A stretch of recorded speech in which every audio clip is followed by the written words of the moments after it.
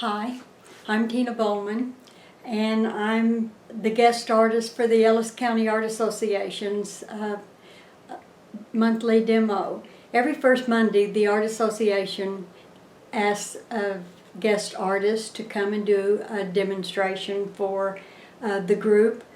Now, since we're still in the middle of the social distancing, we've made the decision not to have a group meeting for the month of June. Hopefully we can get together in July.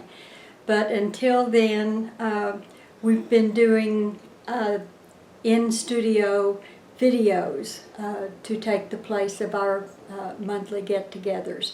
So you'll have to bear with me. You're in my studio. And I'm not only the guest artist, I'm also the camera person. So I'll be stepping out of the picture from time to time to adjust the camera. I'm going to do a watercolor, and my surface, my paper, is a product that's been out for about 5 years, maybe longer than that, by the watercolor manufacturer in France, Arches, and they set the standard for watercolor paper. But recently, in the last few years, they've come out with a paper called Arches oil paper, and it's primed and ready for artists to use it for painting in oils on the paper. But I've discovered that it works just as well for watercolor. In fact, I think it works better than the regular watercolor paper because of certain properties that it has. The paper comes in different sizes. It comes in a pad. This is the pad. It's called Arches oil paper, and this is a 12 by 16. And it comes in a 9 by 12 and also in sheets of 22 by 30. And the paper weight, for those that are watercolorists that understand the difference in the weights of paper, it's 140 pound, similar to cold press. It's really a neat paper. This is what I take with me when I go to the field, whether I'm going to be painting in watercolor or in oil.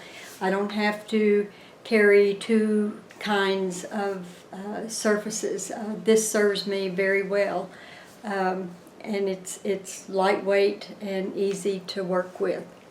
So let me step out of the picture here and readjust the camera onto the painting that I'm going to do. Now I've got it taped off to a size that's about a 14 by 18, I think. This is my studio computer, and it also serves as my photo reference for me. I'll be working with the Daniel Smith watercolors, and my brushes are silver black velvet, and so let's get started. First, I'm going to wet down the paper.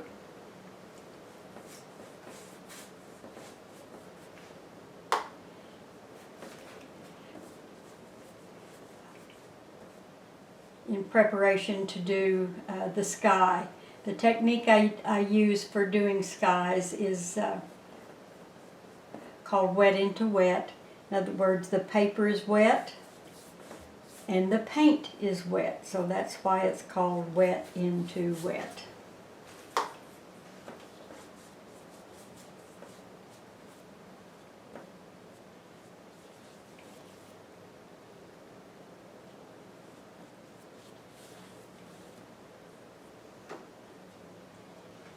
Okay, I'm going to make the sky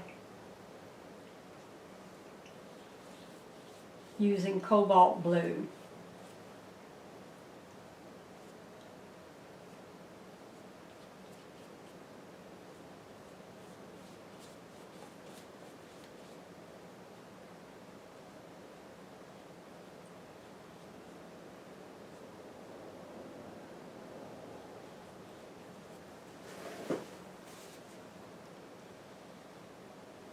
One of the things I like about this paper is its lifting qualities.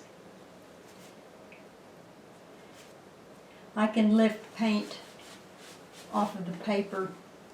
It's like it was never there. And that's pretty useful for watercolors. You can see here I'm going to be lifting the paint out of the tree.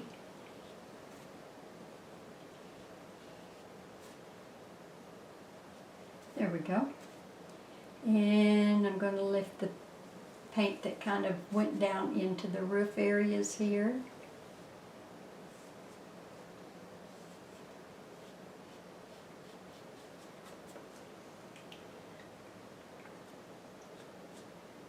Okay. Using this cobalt blue as my start puddle, so to speak, I'm going to add a little bit of Payne's Gray to that, and then mix in some new gamboge.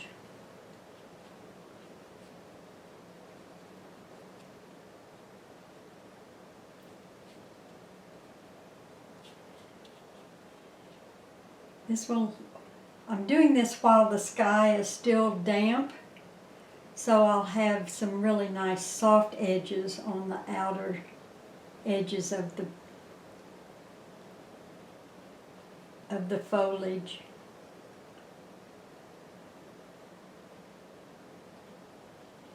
And take the foliage down over in front of the barn roof. This particular barn is my cousin's sheep shearing barn. She has a ranch down in near Fredericksburg, Texas, and she raises sheep down there. So I've seen this barn, in person. Of course, this is my photograph.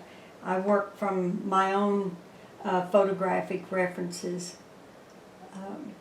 Occasionally someone will send me a photograph that they think I can use for reference, but most of the time I'm using my own photo reference.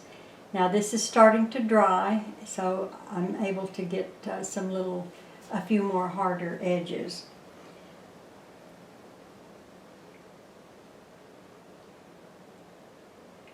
Okay, I'm going to make a little bit cooler green by adding some Hansa yellow light. And this is just a little bit cooler. It's a bluer green that's in the background here.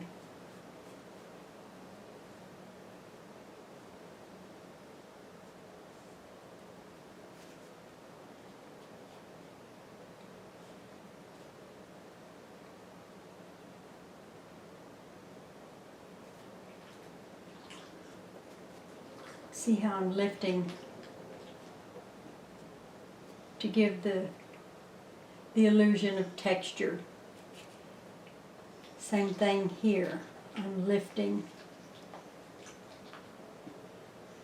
to give some lights and darks within this tree.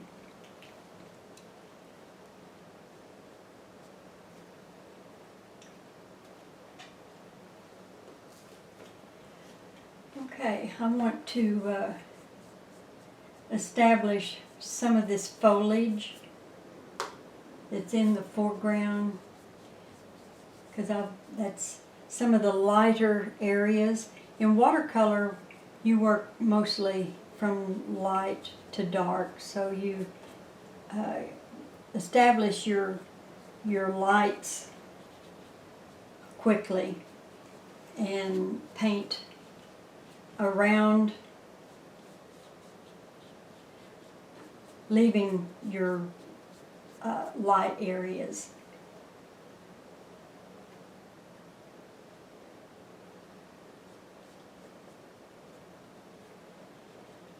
I'm using new gamboge again.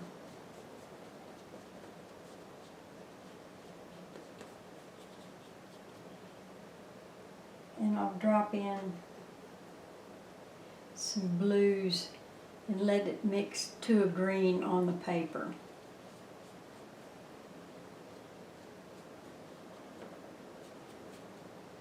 Now I'll go back in and define this foliage a little bit stronger as I work more towards the dark, but I wanted to get the softness and establish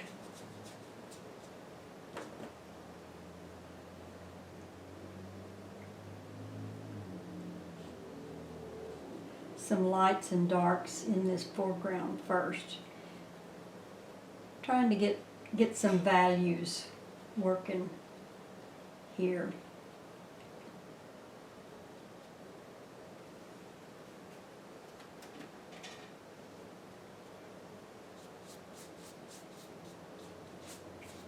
I'll put some yellow ochre and raw sienna into this foreground.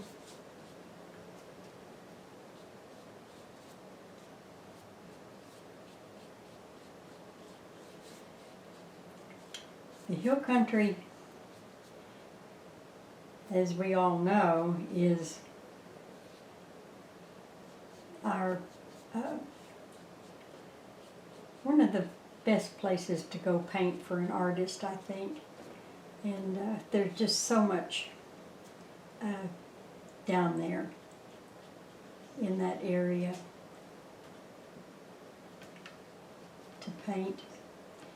Plenty of what I call eye candy for an artist.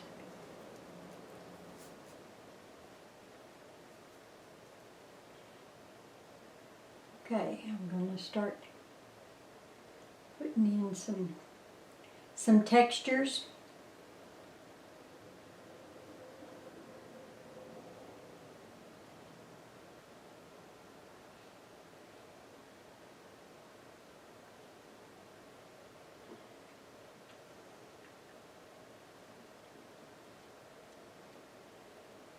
There's plenty of rocks down there in that country.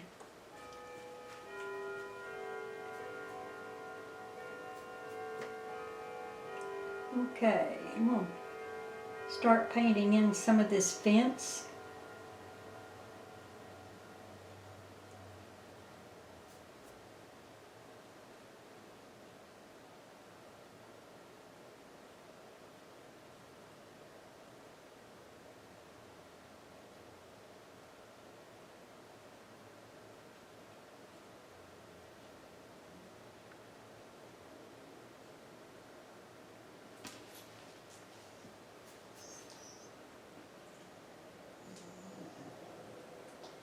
I've got a pretty detailed drawing in on this paper, but I usually don't go into the detail.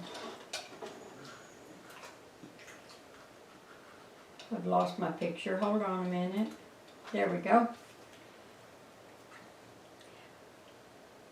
Being an artist, I'm not a real techie person, and I haven't figured out how to get that image to stay on the computer without it going to sleep after a certain amount of time. So as the time passes, I'm going to have to get the picture back.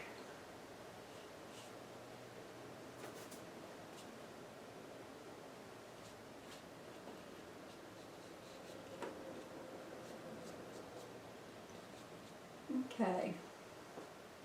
Good start here. And this barn, that paint job on the barn is probably about as old as the barn. Connie says that the last time it was painted was before she was born. So I'm thinking that the paint job on this barn is probably 50, 60 years old. So let's do a little bit of creative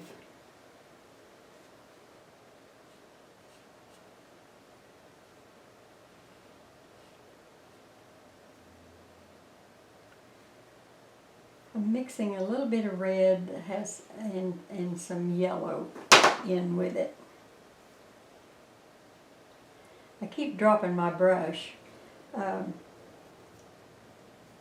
One of my mentor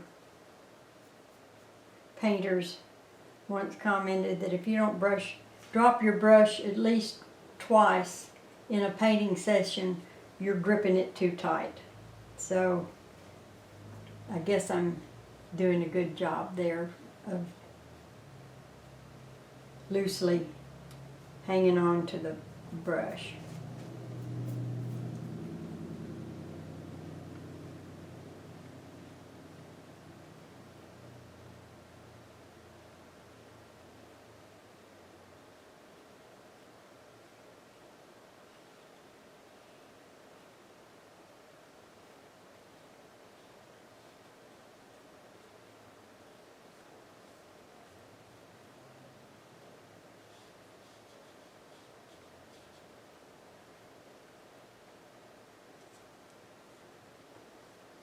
And this is called a dry brush technique. I'm just barely brushing the surface of the paper with just a little bit of paint on the brush, so that just the tips of the brush is making contact, and as it goes over the surface of the paper, it's leaving some of the white of the paper shining through.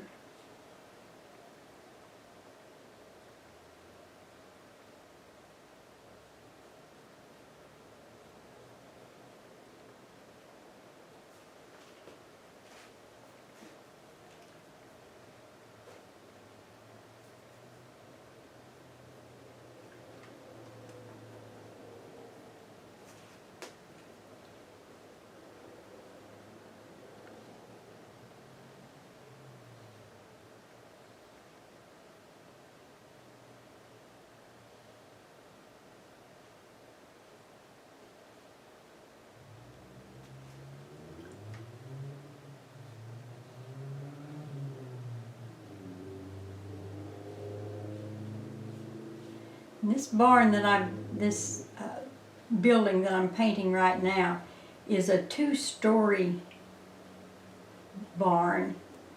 The top story, there's around behind here, there's a ramp so that they can run the sheep up into the top story of the barn.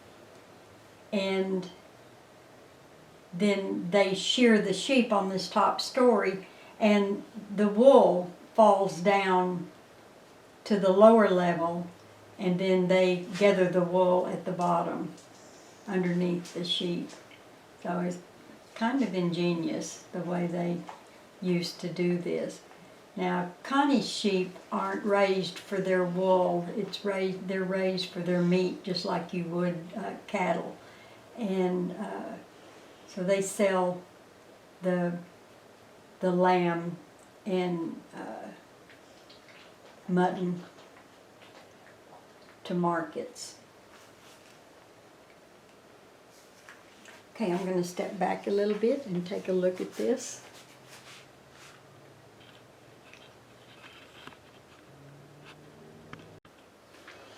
Okay, that's shaping up pretty good. Now right now it's looking pretty pale. I've established my lights.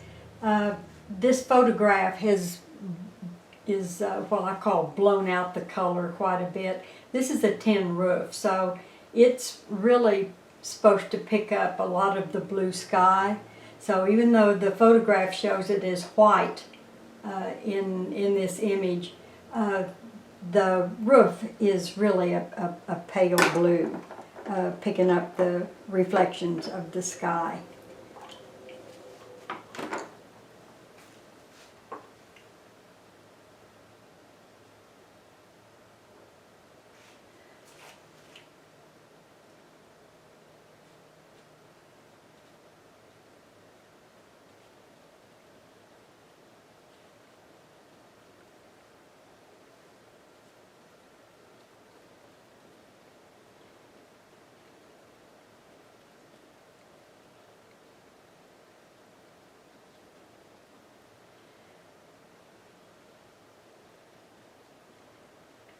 And I'm going to take a little bit of a artist license here too, and add some color to this roof with some burnt sienna, and let's get some rust going here.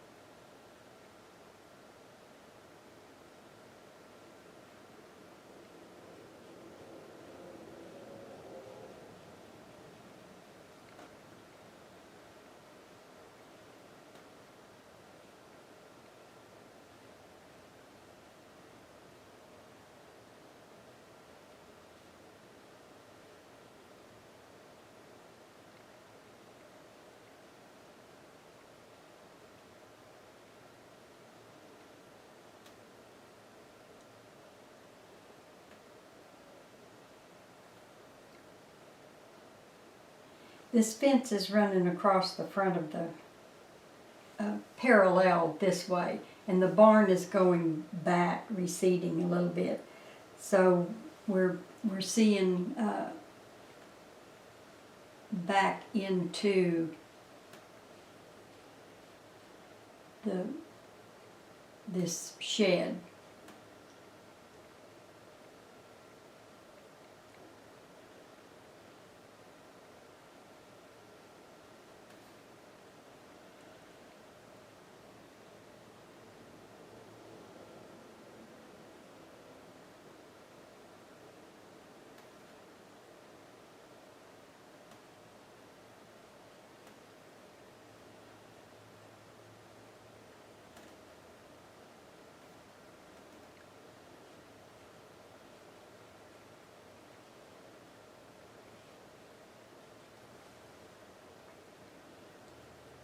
This is kind of different doing a demo without an audience. I'm used to people asking questions, so these long periods of silence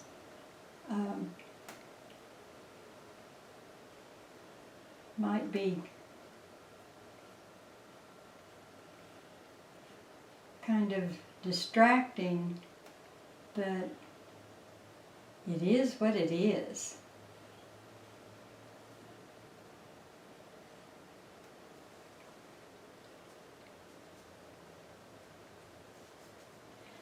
I'm just trying to establish just a little bit of texture and some information that we can see between the boards here of this fence.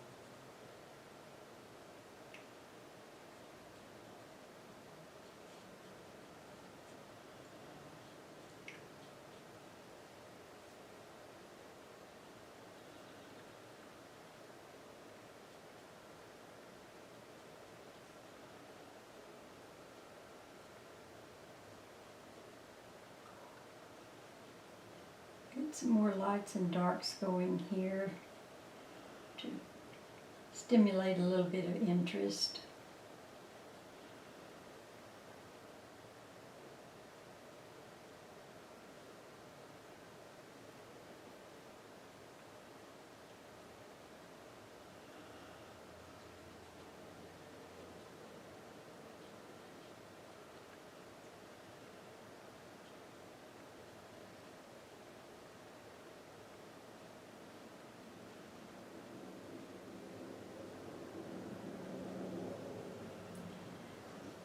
And this photograph doesn't show too much on what's going on back here. So I'm just going to try to establish some lights and darks in different shapes, and perhaps there's maybe some foliage that's growing in the background back in here too, close to the entrance where this shed is open here.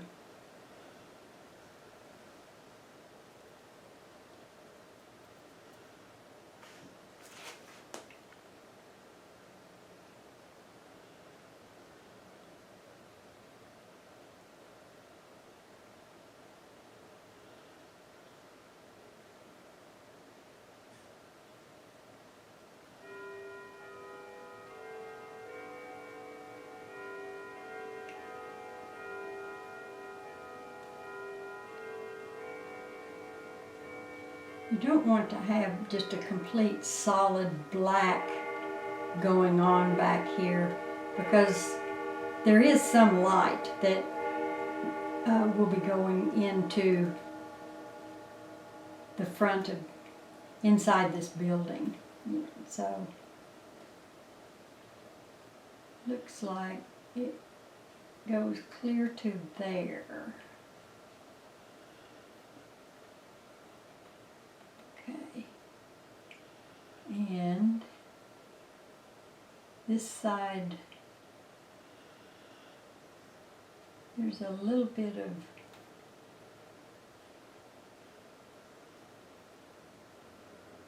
some openings in the side of this barn here. And that looks like there's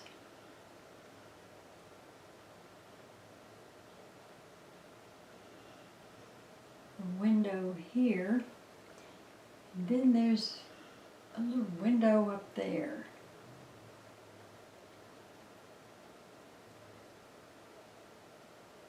So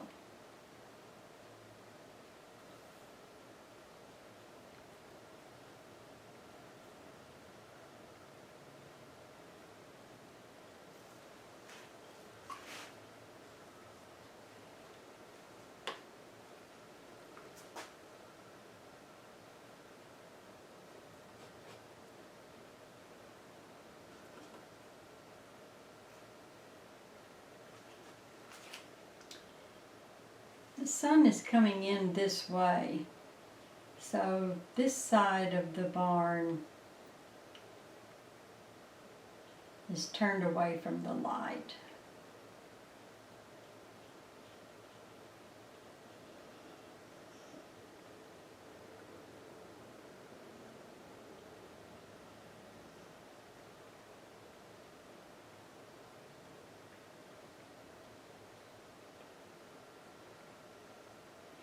As is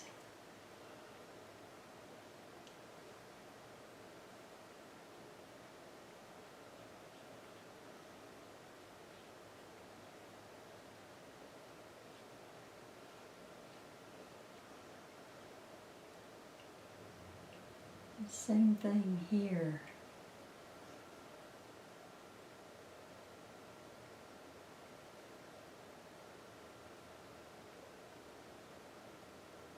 Part of this fence is catching some shadow from this tree, and so is the roof.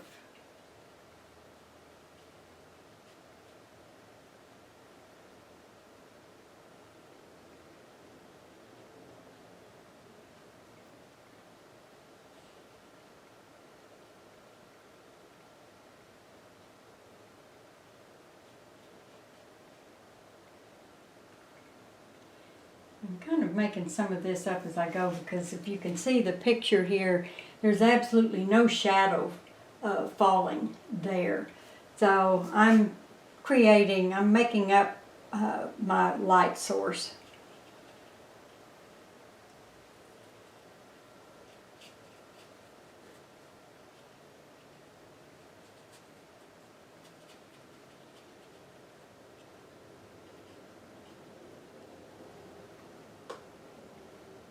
That's one of the fun things about painting on location is you can, unlike most photographers are pretty much stuck with what's in front of them. But a painter can move things around if he or she so chooses.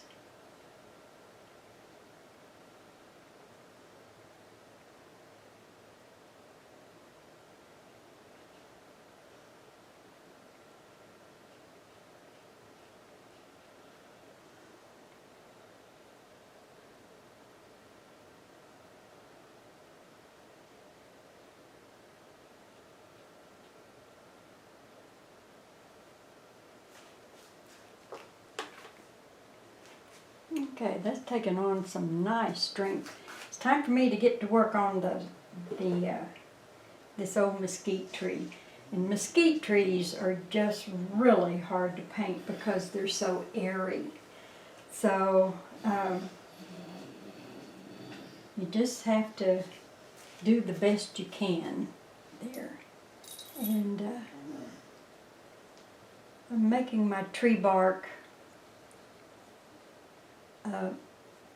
This is yellow ochre and cobalt blue violet mixed in.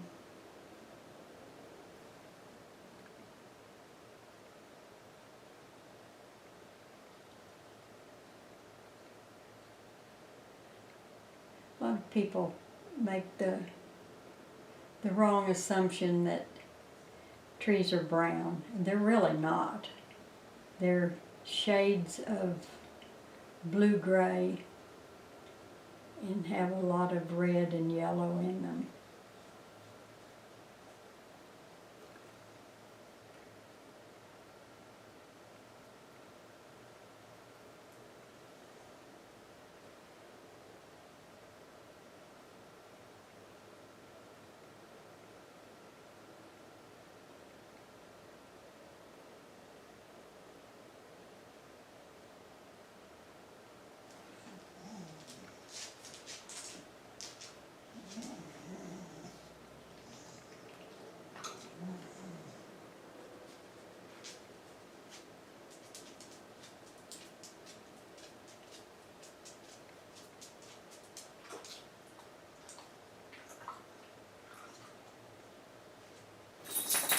I'm just kind of making this tree up now. I'm doing what the painting is asking of me, rather than trying to duplicate the tree. In case you've noticed, my picture has disappeared off my computer again. But I'm far enough along in the painting now that I'm not really referring to my source much anymore. I'm working with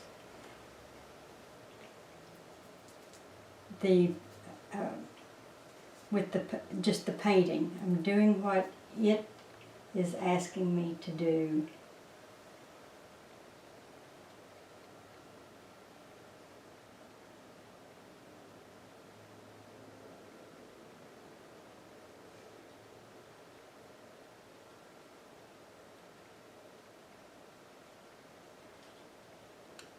I'm building some real strong darks now on this tree. Brings it forward.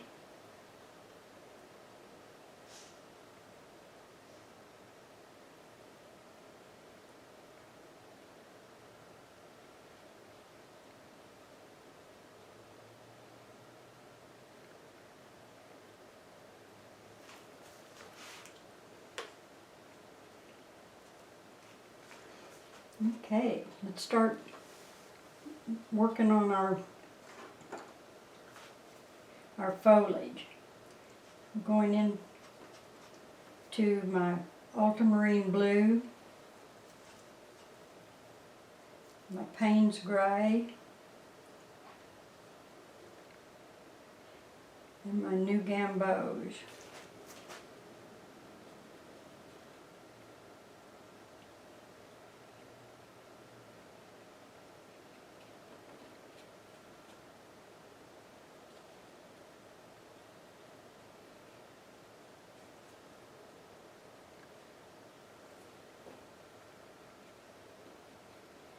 The new gamboge is a really good yellow to work with for you mixing greens, because it has a lot of red in it, and most greens, especially down in the hill country, have a lot of red in their foliage.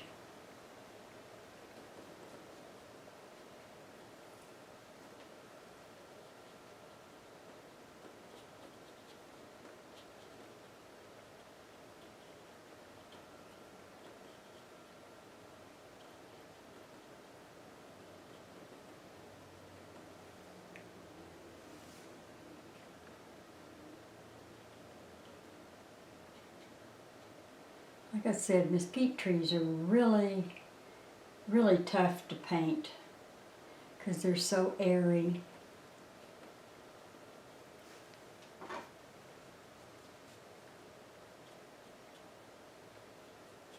So I'm going to try to create some air. They really get out on the outer edges. Just really little delicate leaves. They're not real heavy like your oak trees' foliage.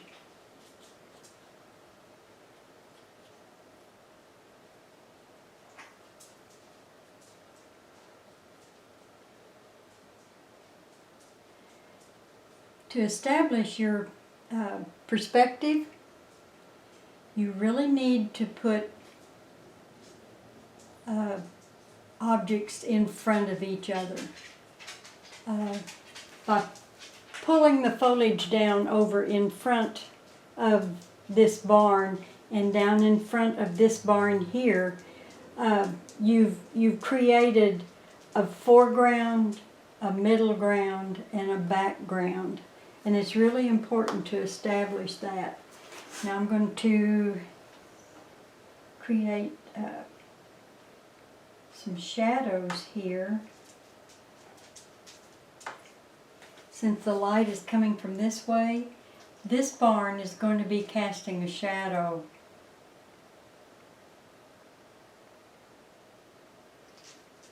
on this barn.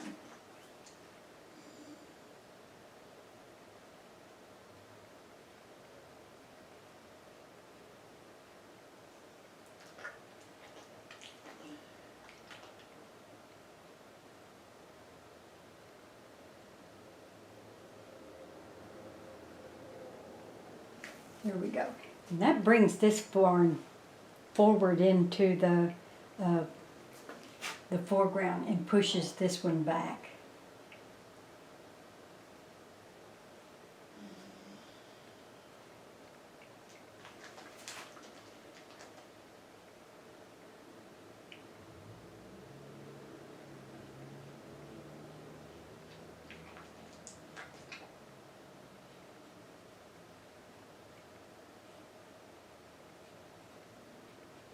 I'm really starting to like this. When you do a demo, you just never really do know how it's going to turn out, especially with watercolor. You're only about 80% in control with watercolor. You've got to be willing to go with where the paint wants to go, and be quick with your decisions, that if the paint changes your mind on what needs to be done, you've got to be willing to go with the paint, because I guarantee you the paint can do a much better job than you can. And if it knows where it wants to go, embrace that and let it happen.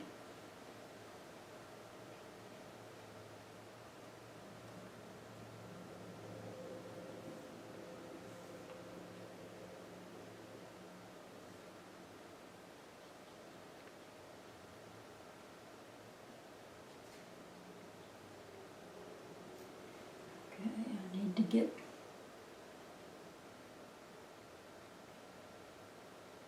try to give these trunks a sense that they're round.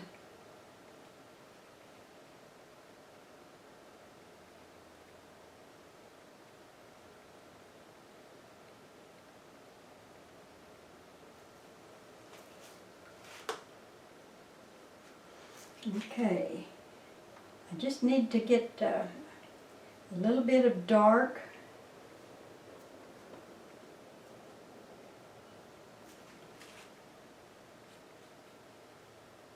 on the back side, and up underneath the canopy here we'll have some dark shadows of the foliage.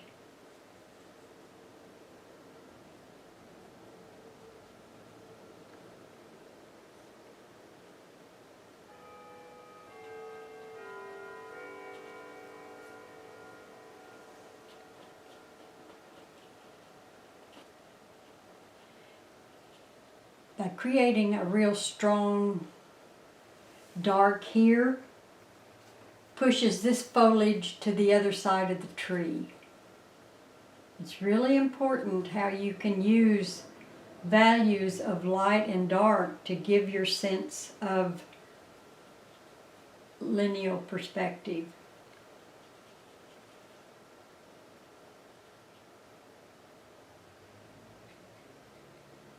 Okay. I'm going to step back and take a look at it and see what I need to do here, and then all I'll have left to do is the foreground. Now what I've done is I'm pretty well through with the tree, and I may put, I'll take a look at that barn in the background. I may want to make it a little less prominent, especially these values here are the same values as these. And since this barn is further back, that needs to be lightened up, I think. So I think what I'm going to do is, this is one of the nice qualities of this paper, is the lifting qualities. I'm going to soften this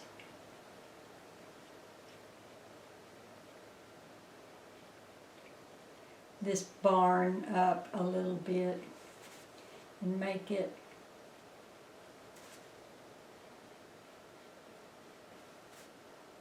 a little bit softer in the background.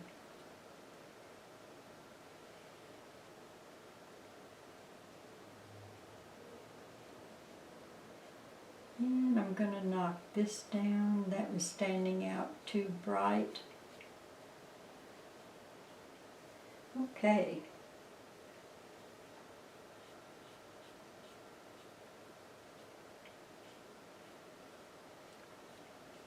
Put a little bit of color back in there.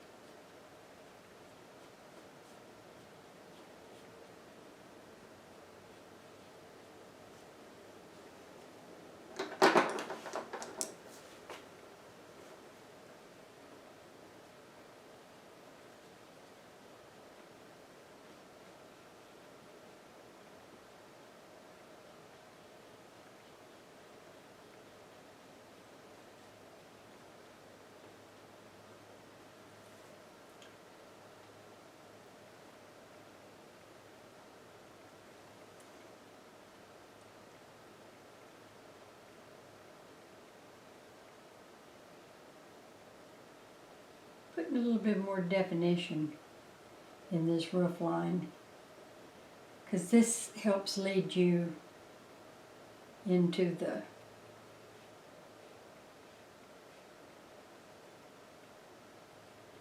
focal point, which is this area here.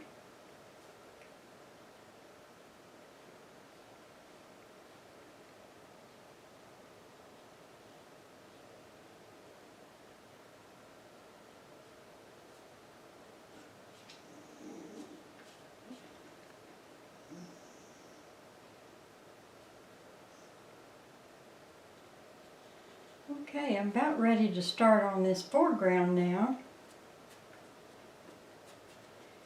Get these bushes planted. Got to remember, just like this tree, it's not sitting on the grass, it's in the grass. So you've got to be sure and not come up with a hard line. Same thing goes with anything like a rock or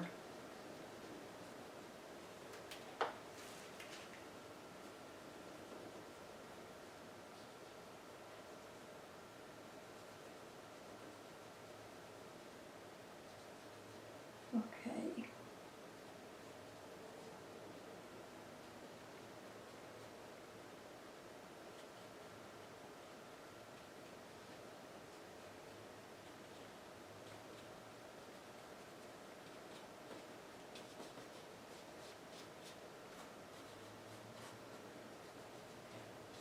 These little dabs that I put in earlier, soften those up a little bit.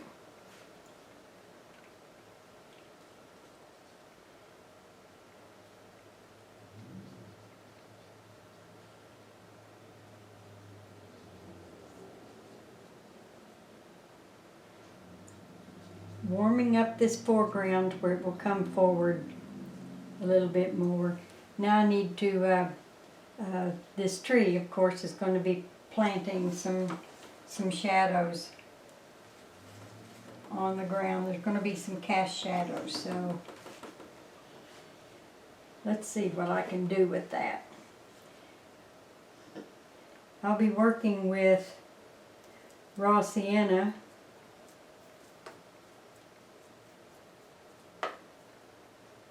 and cobalt blue violet.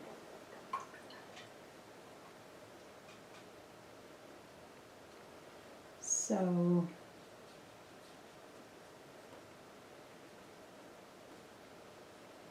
this is the cobalt blue violet. I really like it, especially in foreground colors, because it has enough of the red in it to bring you forward.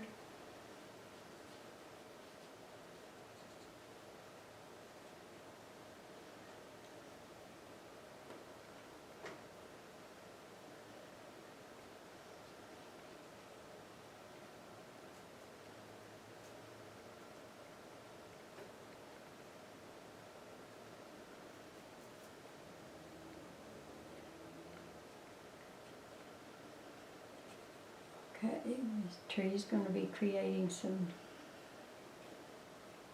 dark areas here.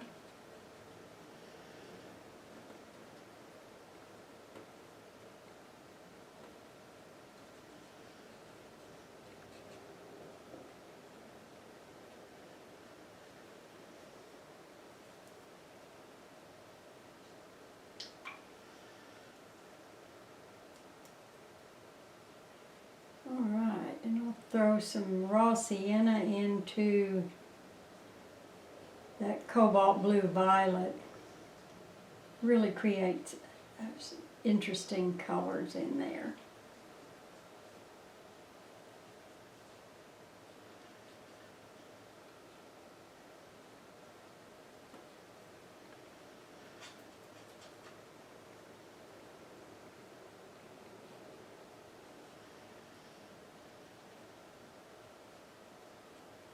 I'm just dropping this cobalt blue violet down into this raw sienna and just letting it blend on the paper.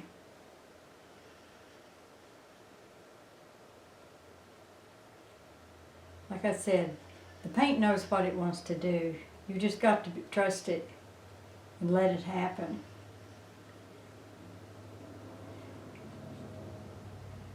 You've heard a lot of comments about happy accidents with watercolor, and it's so true. About 80% of what I do is intentional. The other 20% just happens, like what's going on right here. I could not have painted that. The paint is doing that, and you've got to be willing to recognize and let that happen.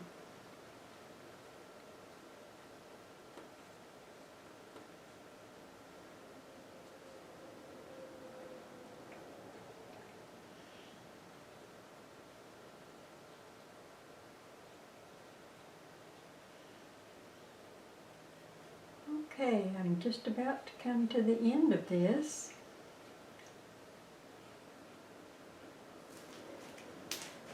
I do need to put that shadow back on that barn.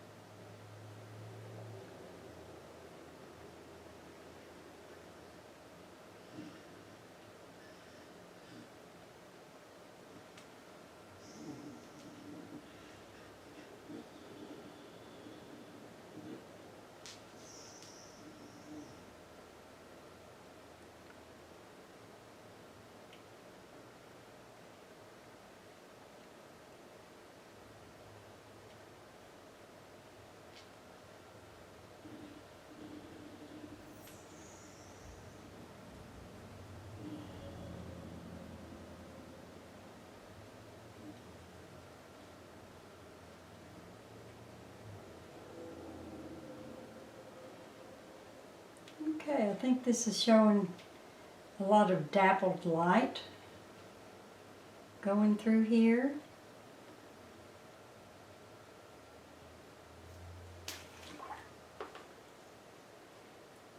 So let's see. Let's put a mat on it and see what happens here.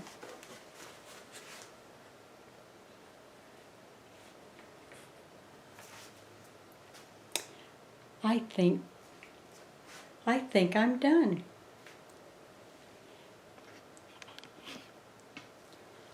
Thanks so much. I hope you enjoyed it. And with this being, this is going to be posted on Facebook and on YouTube. So you can stop and start and back up to see how I handled certain passages with the watercolor. And I enjoyed doing this, and I hope you enjoyed watching. Thanks.